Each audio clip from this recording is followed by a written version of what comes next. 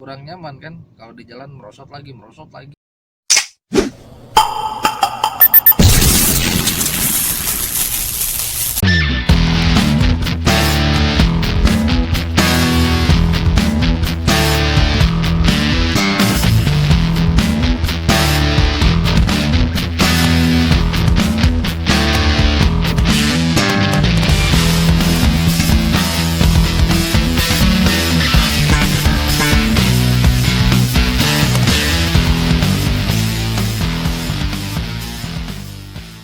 Halo, balik lagi sama gua tentunya di vlognya Faiz Rizky. Hari ini gua mau bahas motor biar nggak bosan ya.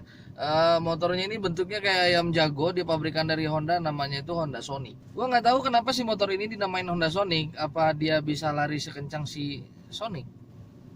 Motor ini dibanderol sekitar 23 jutaan. Sebenarnya nggak terlalu mahal karena untuk ukuran motor 150 cc harga segitu ya it's okay lah. Oke, sekarang langsung aja kita bahas motornya.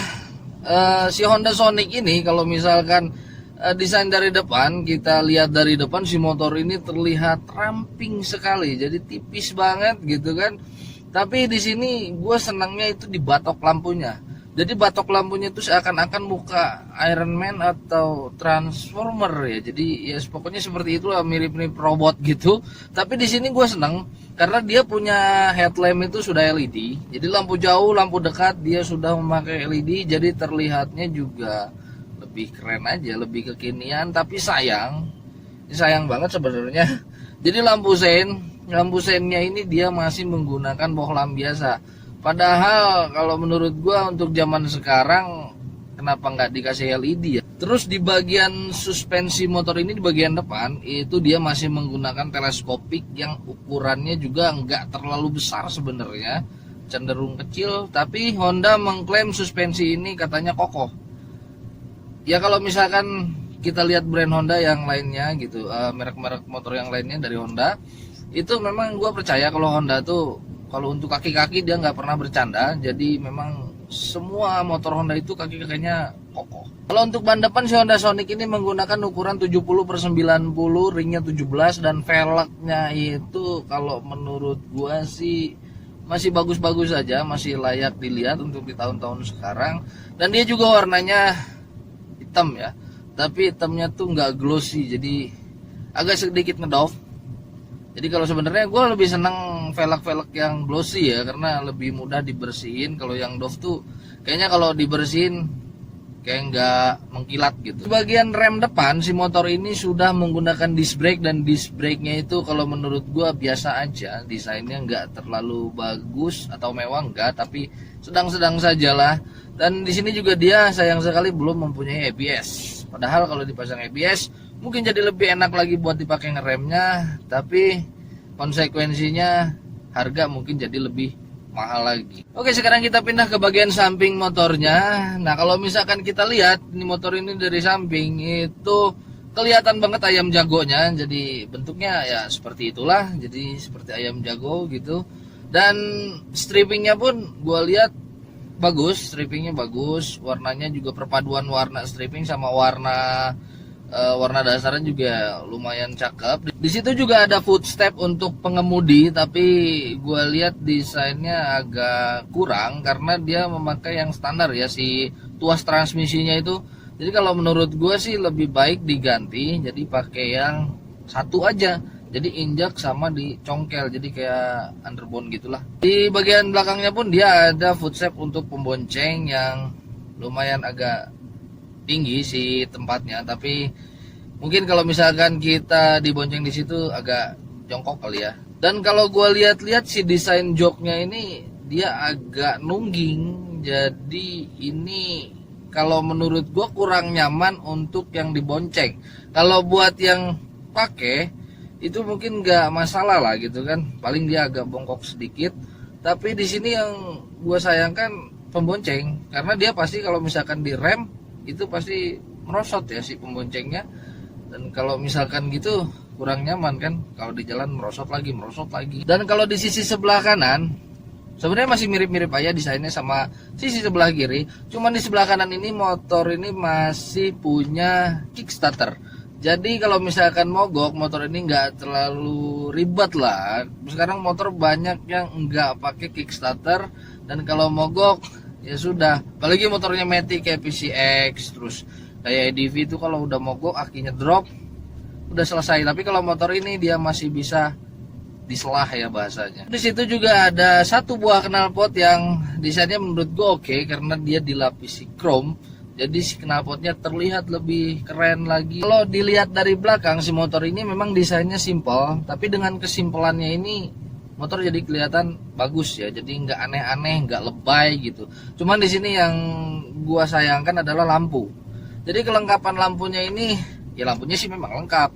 Cuman di sini dia masih menggunakan bohlam biasa, dari mulai stop lamp, terus lampu sen juga sama, dia semuanya masih menggunakan bohlam. Padahal kalau dikasih lampu LED, motor ini mungkin jadi lebih keren. Kalau di bagian suspensi belakang si motor ini dia menggunakan monoshock yang bagus sebenarnya, desainnya juga oke. Dan gue juga suka ngelihatnya, karena motor ini emang harus pakai monoshock. Kalau misalkan pakai dua jadi kurang keren ya. Terus di bagian ban belakang ya, si motor ini menggunakan ukuran 80/90, ringnya masih tetap sama, ring 17. Desain velgnya pun sama, merek bannya pun sama, cuman bedanya cuma naik satu step aja sih, si ininya beda satu step maksudnya. Dan di sini juga bagian pengeremannya udah bagus karena dia sudah memiliki disc brake. Jadi dia punya dua disc brake, depan satu, belakang satu. Jadi ini menambah kenyamanan lagi untuk berkendara, dan pengeremannya pun jadi lebih enak. Nah sekarang kita beralih ke speedometernya. Si Sonic ini speedometernya sebenarnya udah bagus karena dia sudah menggunakan digital. Cuman sayangnya si motor ini tuh warna si speedometernya itu loh, masa warnanya orange ya, kayak zaman dulu banget gitu. Banyak yang bilang namanya itu ember ya kalau nggak salah. Ini jadul banget warnanya, dan gue kurang suka gitu kan speedometer yang macam itu. Tapi di sini juga kelengkapannya udah bagus karena dia udah ada tachometernya, ada speednya, ada bensin, ada odo, jadi udah cukup lengkap. Dan lampu-lampu indikator di situ kayak check engine, lampu sen, lampu jauh, lampu dekat di situ sudah ada. Kalau di bagian kunci, si motor ini masih menggunakan kunci colok, jadi belum gilas, tapi itu oke karena motor ini nggak terlalu mahal harganya. Dan di situ juga di bagian kuncinya bisa ditutup, jadi ada buat penutupnya. Katanya sih buat ya pengamanan aja sih, tapi itu bisa dijebol sih karena maling-maling zaman sekarang itu lebih pintar ya. Jadi hati-hati aja. Terus sekarang bagian perjempolan, kerja jempol nih ngapain aja.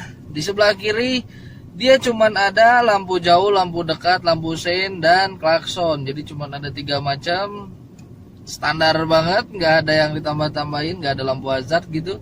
Jadi biar lebih oke di jalan. Dan kalau di sebelah kanan ini sepi ya, karena di situ cuman ada starter. Setelah itu nggak ada apa-apa lagi. Jadi dia cuman gas sama rem aja mainnya. Jadi nggak ada lampu apa buat apa gitu, apa kayak kill switch gitu nggak ada. Jadi cuman starter doang. Jadi jempol sebelah kanan tuh sepi. Dan pas gue buka si joknya, ini alhasil kalau motornya sekecil itu, jadi lu nggak bisa naruh apa-apa di motor tersebut ya, karena di situ cuma ada tangki doang, tangki, aki, pokoknya nggak ada bagasi sama sekali.